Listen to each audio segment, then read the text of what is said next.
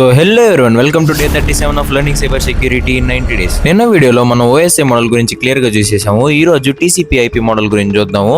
టీసీపీ/ఐపీ model అర్థం కావాలంటే మనకు ఓఎస్ఏ మోడల్ గురించి కొద్దిగా అండర్స్టాండింగ్ అయితే ఉండాలి. ఒకవేళ చూడకపోతే వెళ్ళి చూసేయండి. జనరల్ గా ఓఎస్ఏ మోడల్ అనేది ఎన్కాప్సులేషన్ ప్రిన్సిపల్ మీద డిపెండ్ అయి ఉంటుంది. దీనికి అర్థం ఏంటంటే ఒక్కొక్క లేయర్ దాని ప్రిసీడింగ్ లేయర్ పైన డిపెండ్ అయి ఉంటాయి. కానీ టీసీపీ/ఐపీ మోడల్లో ఒక్కొక్క లేయర్ లో ఒక్కొక్క పర్టికులర్ వర్క్ ఉంటది. కానీ ఆ వర్క్ అనేది ఓఎస్ఏ మోడల్ లాగే సిమిలర్ గా ఉంటది అనమాట. టీసీపీ/ఐపీ మోడల్లో టాప్ మోస్ట్ లేయర్ వచ్చేసి అప్లికేషన్ లేయర్. ఇదేంటంటే యూజర్ ఇంటరాక్ట్ అయ్యే లేయర్ అనమాట. ఇక్కడ మనకు హెచ్టిటిపి, హెచ్టిటిపిఎస్, డిఎన్ఎస్ ఇవన్నీ కూడా ఇక్కడే జరుగుతూ ఉంటాయి. మీరు బ్రౌజర్ ఓపెన్ చేసి బ్రౌజింగ్ చేస్తూ ఉంటారు. ఇవన్నీ కూడా అప్లికేషన్ లేయర్ లోనే జరుగుతుంది.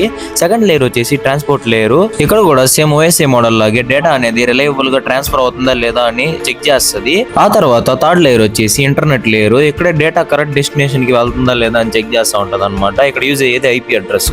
మోస్ట్లీ నిన్నట్లాగే చెప్పుకున్నట్టు రూటర్స్ అనేటివి ఇక్కడే పనిచేస్తాయి అనమాట. ఇంకా ఫైనల్ గా నెట్వర్క్ లేయర్. ఇక్కడ యాక్చువల్ ఫిజికల్ కమ్యూనికేషన్ అయితే జరుగుతూ ఉంటది. ఫర్ ఎగ్జాంపుల్ వైర్స్ ద్వారా, కేబుల్స్ ద్వారా డేటా అనేది ట్రాన్స్ఫర్ అవుతూ ఉంటది.